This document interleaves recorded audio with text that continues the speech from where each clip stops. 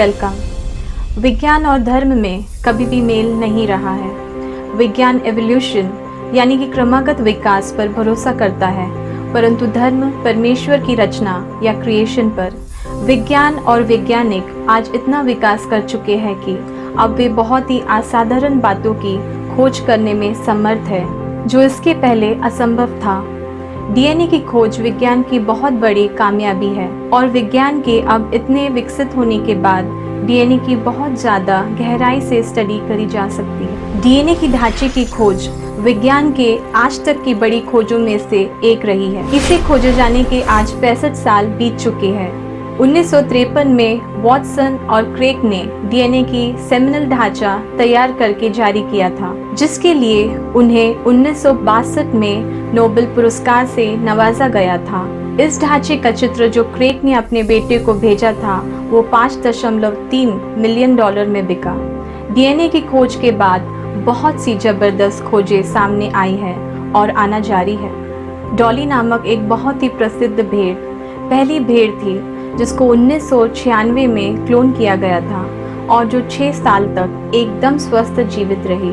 तब से क्लोनिंग विज्ञान जगत में एक सनसनी बन गई है और अब ऐसा कारखाना खड़ा हो गया है जहां आप किसी भी स्तनदायी की क्लोनिंग करा सकते हैं। चीन में विश्व का सबसे बड़ा क्लोनिंग का कारखाना है जो बीजिंग में है और इसकी मांग इतनी अधिक बढ़ रही है कि वे इसे फैलाते ही जा रहे हैं। इंसानों की क्लोनिंग अब कोई साइफाई की कहानी नहीं रही।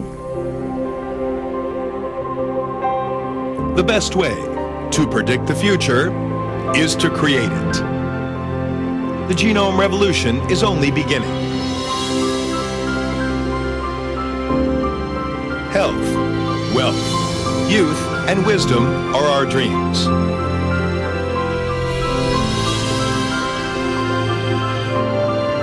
Genomics is the pathway to realizing these dreams, and to BGI, achieving greatness. यदि आपने अभी तक हमारे चैनल को सब्सक्राइब नहीं किया है तो मैं आपसे निवेदन करती हूँ कि कृपया लाइक और सब्सक्राइब करें और घंटी पर ज़रूर क्लिक करें। बीते कुछ सालों में ऐसी खोजें हुई हैं जिसने वैज्ञानिकों को हिला के रख दिया है। आज हम ऐसी ही एक ज़बरदस्त खोज के विषय में जानने जा रहे हैं जिसने बहुत से वैज्ञानिकों को अपनी सोच को बदलने पर मजबूर कर दिया है।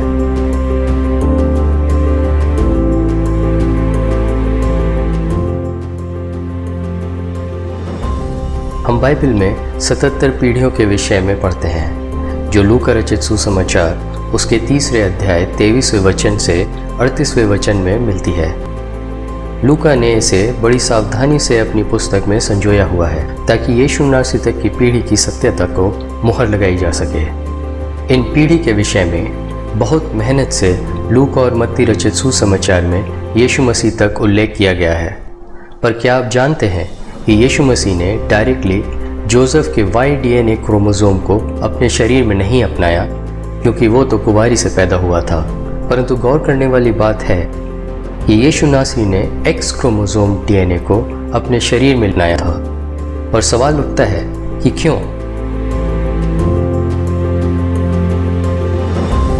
और पीढ़ियों को देखने का परमेश्वर का नज़रिया क्या हमारे जैसा है? जिस तरीके से लूका रचित सुसमाचार और मत्ती में हम एक एक व्यक्ति को पीढ़ी के नाम देकर समझते हैं, क्या परमेश्वर भी इसी तरह से हमारी पीढ़ी को देखता है?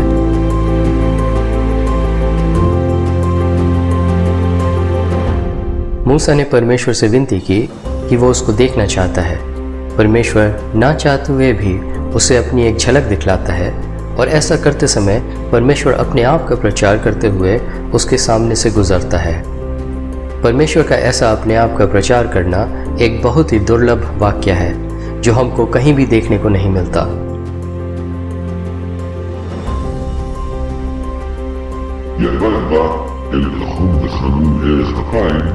ולא בחסד באמת. נוצר חסד אלפים, נושא אהבה וחשק וחטאה, ונקהה, לא ינקהה כמו כתרון רבות על בנים ועל בנים, על שיר ועל ריבים. परमेश्वर के इस कथन को बाइबल के लेखकों ने बार बार उल्लेख किया है। ये बहुत ही असाधारण और महत्वपूर्ण बोल हैं। और क्यों न हो, ये कथन तो परमेश्वर ने खुद ही अपने लिए बोला है और वो कोई साधारण व्यक्ति नहीं है।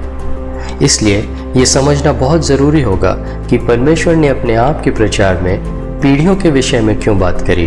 परमेश्वर ने हमें रचा है और हम खुद ही परमेश्वर की लिखी हुई एक भविष्यवाणी है और हमारे अंदर ही परमेश्वर ने अपनी अद्भुत चीज़ों को सृज के रखा है। हमारे शरीर का एक बहुत ही कमाल का हिस्सा है जिसको हम डीएनए के तौर पर जानते हैं। इस डीएनए में बहुत सारी जानकारियाँ छुपी होती हैं। डीएनए के एक छोटे से हिस्से में माइटोकॉन्ड्रियल ईव डीएनए पाया जाता है। माइटोकॉन्ड्रियल ईव हमें अपने माता से प्राप्त होता है। माइटोकॉन्ड्रियल ईव डीएनए हम सभी के अंदर एकदम सरीखा है, यानी एक ही जैसा है। इस डीएनए का म्यूटेशन पीरियड होता है, मतलब जहां वो थोड़ा सा अपने आप को बदलता है। एक मॉलिक्यूलर घड़ी होती है, यानी आणविक घड़ी, और इसमें एक पूरी साइकिल या चक्र खत्म होने के बाद बड़ा बदलाव आता है। वैज्ञानिक इसके ऊपर अपनी रिसर्च में यह अपेक्षा कर रहे थे कि माइटोकॉन्ड्रियल डीएनए की जो मॉलिक्यूलर घड़ी है, जो अभी हमारे अंदर सुचारू है, वो कम से कम 10,000 से 12,000 साल की होगी। क्योंकि हम सब जानते हैं कि वैज्ञानिक एवोल्यूशन यानी क्रमागत विकास पर भरोसा करते हैं और ना कि परमेश्वर की रचना पर या क्रिएशन पर। परंतु उनकी रिसर्च में वो भौचक के रह गए ये जानकर कि म्यूटेशन साइकिल यानी जो छोटा बदलाव आ रहा था इस डीएनए में, वो मात्र 800 साल के इंटरवल में आ रहा था। और वैज्ञानिकों को ये जानकर झटका लग गया कि ये जो डीएनए समस्त मानव जाति में अभी भी मौजूद है, वो सिर्फ 6000 साल ही पुराना है। जिसका मतलब हुआ कि जितने भी लोग अभी तक पैदा हुए हैं इन 6000 सालों में, उनके अंदर एक ही माँ का डीएनए था और है। इससे ये साबित हो गया कि सारी मानव जाति एक ही माँ से आगे बढ़ी है, ना कि एवोल्यूशन या क्रमागत विकास से।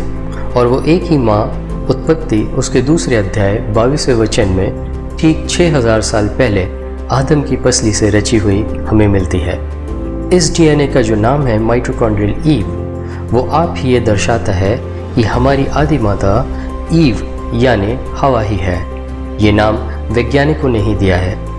उनकी खोज में एक और चौंकाने वाली बात उनके सामने आई कि इस डीएनए में 6000 सालों के बाद एक बड़ा बदलाव आने जा रहा है, जिससे समस्त जाति एक नई पीढ़ी में तब्दील हो जाएगी।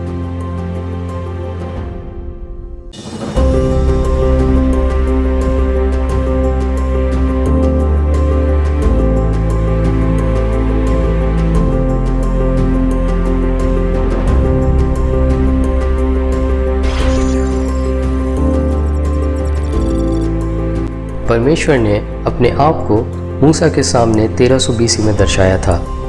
तब तक जल प्रलय को लगभग 1400 साल बीत चुके थे। मतलब मूसा का जो समय था, नूह से शुरू होने के बाद एक साफ और नई म्यूटेशन साइकिल के मॉलिक्यूलर घड़ी के दूसरी पीढ़ी में था। परमेश्वर ने मूसा से कहा कि पिता का दंड उनके बच्चों को और बच्चों के बच्चों को उनकी शेलेश यानी तीसरी पीढ़ी और रिब्या यानी चौथी पीढ़ी को देगा। परंतु परमेश्वर ने पहली, दूसरी या फिर और कोई दूसरी पीढ़ी के विषय में नहीं कहा। परमेश्वर ने अपने इसी कथन में एक भविष्यवाणी को छुपा रखा था। वो वहाँ पर दर्शा रहा था कि वो अपना क्रोध कौन सी पीढ़ी तक रखने वाला था। मतलब परमेश्वर ने भविष्यवाणी की थी कि चौथी पीढ़ी के बाद यीशु मसीह के लहू से इस श्राप को तोड़ दिया जाएगा। परमेश्वर ने वहाँ पर पिता के दंड के विषय में कहा था, क्योंकि वही एक चीज़ थी जिसकी वजह से समस्त मानव जाति पाप में गिर गई थी और इससे मुक्ति देना परमेश्वर की योजना थी और उसके लिए ये करना अति महत्वपूर्ण था।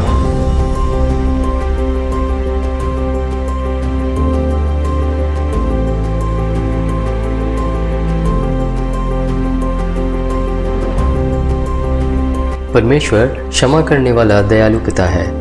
भले ही इंसान ने शैतान के भरमाने में आकर पाप कर डाला था, परमेश्वर ने हमारे लिए इस श्राप से छुटकारे की योजना कर ली थी। आपको जानकर अचंभा होगा कि जब यीशु नासरी मृतकों में से जी उठा और स्वर्ग पर चला गया, वो समय था जब चौथी पीढ़ी खत्म हो गई थी। और इस प्रकार से परमेश्वर ने अपनी भविष्यवाणी के मुताबिक यीशु मसीह के लहू बहाए जाने के द्वारा जो भी यीशु के नाम से उसके पास आएंगे उनके लिए छुटकारे का इंतज़ाम कर दिया।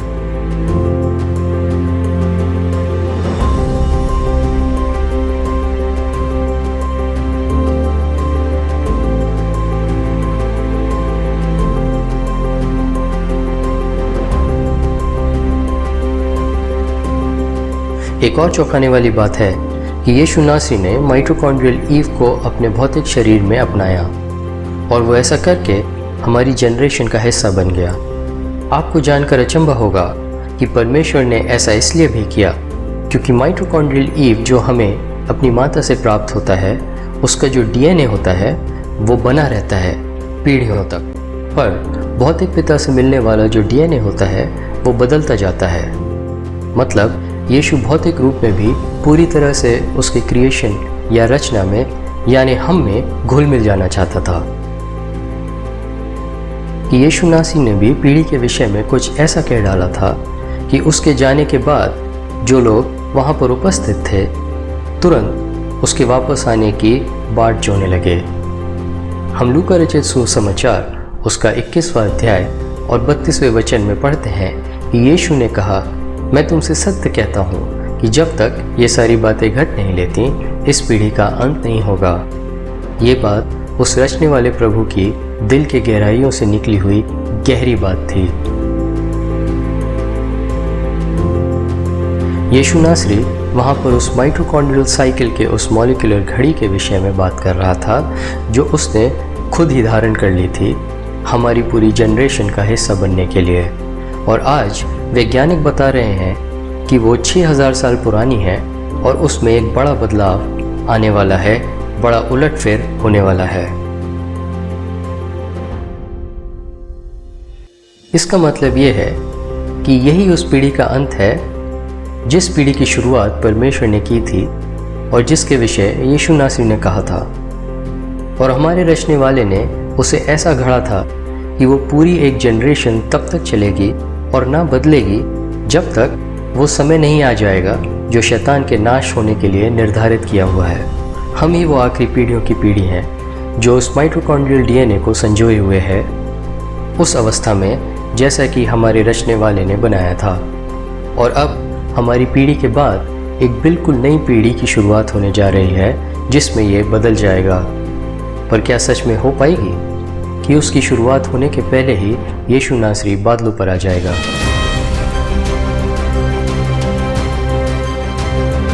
माइटोकॉन्ड्रिया को हमारे सेल का पावर हाउस के रूप में जाना जाता है। हाल ही में 327 नमूनों पर अध्ययन किया गया था जिससे इसका रहस्य उजागर हुआ। विज्ञान ने हमेशा कई तत्वों का पता लगाने में एक प्रमुख भूमिका निभाई है जो इस निष्कर्ष पर पहुंचता है कि परमेश्वर ही सभी चीज़ों का रचयिता है।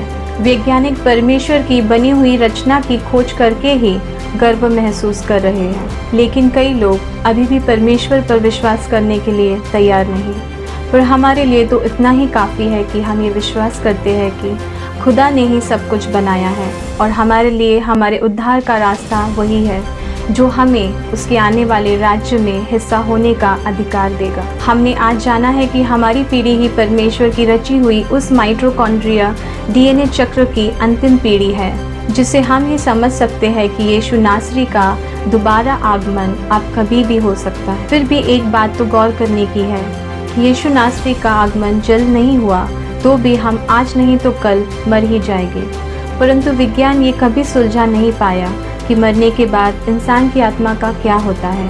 आज हमारे पास समय है, इसके चुकने के पहले हम खुदा को पुकार सकते हैं और वो हमें ऐसी ऐसी गहरी बातें बताएगा जो हमें विज्ञान भी कभी बता नहीं सकता। हम आने वाले समय में तरह तरह के तत्वों को और जानकारियों को उजागर करने जा रहे हैं।